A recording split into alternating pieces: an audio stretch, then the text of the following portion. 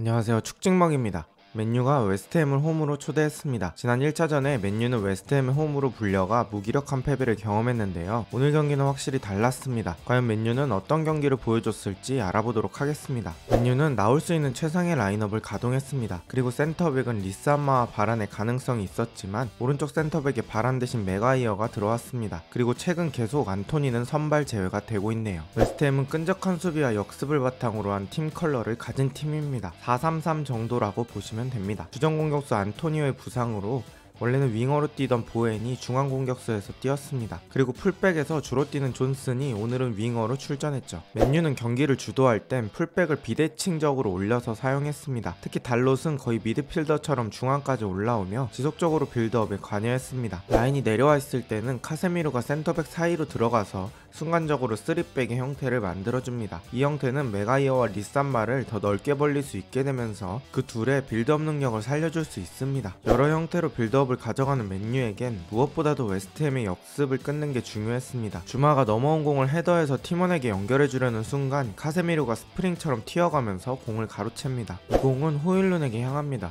호일룬은 공을 잡자마자 돌아서며 자신을 슈팅 범위 안으로 위치시킵니다. 그리고 보통 저 자세에서 호일룬은 왼발 의존도가 높으므로 왼발 슈팅을 하곤 합니다. 하지만 슈팅하는 척하면서 오른발 쪽으로 공을 갖다 놓습니다. 이때 상대 수비 2명이 나가 떨어집니다. 그리고 오른발로 깔끔하게 골키퍼 오른쪽으로 슈팅을 때립니다. 리그 3경기 연속골을 성공하는 호일룬입니다. 확실히 어린 선수들은 흐름을 타면 무서운 성장세를 보여줍니다. 맨유가 1-0으로 앞서갑니다. 맨유는 이번엔 3-2 형태로 빌드업을 진행합니다. 3-2, 3-1 이런 숫자가 중요하다기보단 계속적으로 다양한 구조의 빌드업을 하고 있는 게 중요하겠죠. 이번엔 카세미로와 마이누가 더블 피벗이 되어줍니다. 그리고 이때 오른쪽 위를 봐주시면 부페가 있습니다. 여러 명의 선수들이 돌아가면서 진행하는 후방 빌드업은 부페가 내려올 필요가 없게 만들죠. 즉 부페는 위에서 또 공을 많이 잡게 되고 당연히 앞쪽에서 공을 잡으니 공격 속도가 올라갈 수밖에 없습니다. 웨스트햄은 5-4 형태로 두 줄 수비를 진행합니다. 이때 최전방 공격수 보엔은 수비 가담을 시키지 않습니다. 이건 보엔이 아니라 안토니오여도 비슷합니다. 만약에 공을 뺏는다면 일단 보엔 쪽에 공을 보내놓고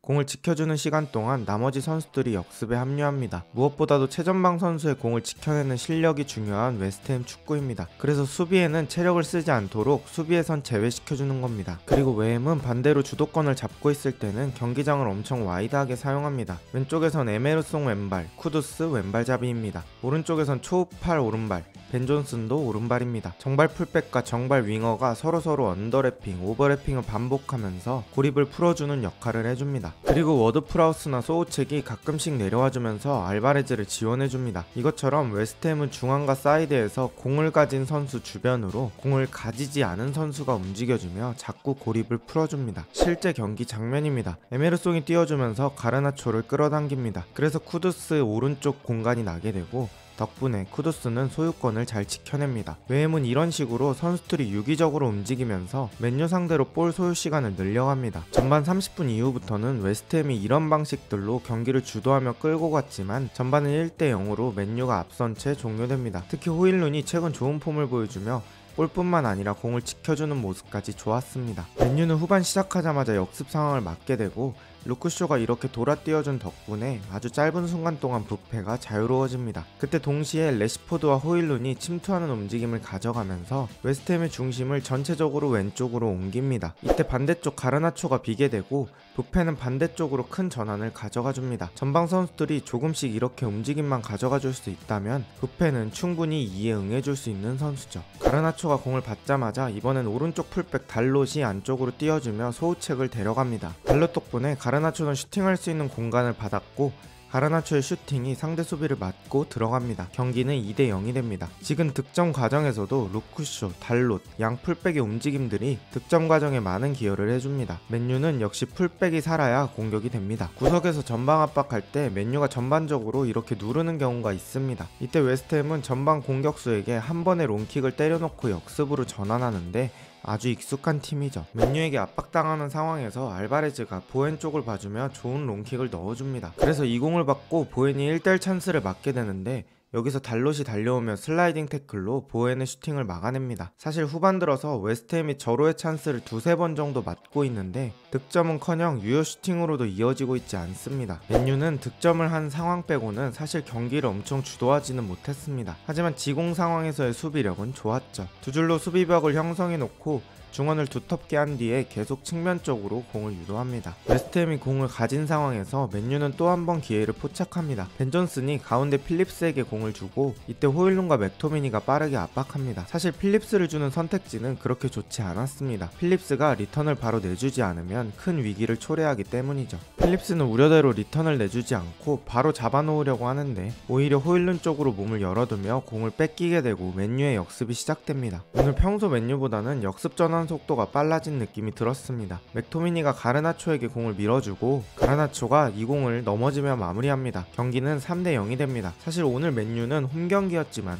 웨스트햄을 몰아넣을 만큼 경기력이 좋지는 않았습니다. 하지만 골 결정력은 미쳤습니다. 경기 전체의 기대 득점이 맨유는 0.75밖에 안 됩니다. 하지만 실제로는 3골을 넣었습니다. 반면에 웨스트햄은 기대 득점이 1이 넘으므로 맨유보다 더 양질의 기회를 만들었던 것이죠. 결정력의 차이로 결과는 3점 차로 벌어집니다. 이후 경기는 변수 없이 3대0으로 종료됩니다. 오늘 맨유가 승리할 수 있었던 이유는 빠른 역습 전환과 골 결정력으로 볼 수 있겠네요. 이산마, 루크쇼, 카세미르가 돌아온 맨유는 확실히 달라진 느낌이 들었습니다. 하지만 지난 시즌 3위 할 때의 경기력이 돌아오려면 조금 더 선수들 간의 능숙한 후방 빌드업이 필요합니다. 그와 별개로 03년생 호일룬, 04년생 가르나초, 05년생 마이누가 차곡차곡 성장하고 있고 특히 최근 호일룬의 살아난 득점력이 맨유에 아주 큰 도움이 되고 있습니다. 게다가 오늘 풀백들이 경기할 때 보면 공격적으로도 계속 기여를 해주고 있습니다. 특히 루크쇼가 돌아오면서 좌우 밸런스가 좋아졌고 그 결과 달롯도 더 살아났죠. 이번 시즌 내내 부상 없이 꾸준히 잘해주는 달롯이 진짜 국밥입니다. 하지만 복귀한 지 얼마 되지 않은 리산드로의 부상으로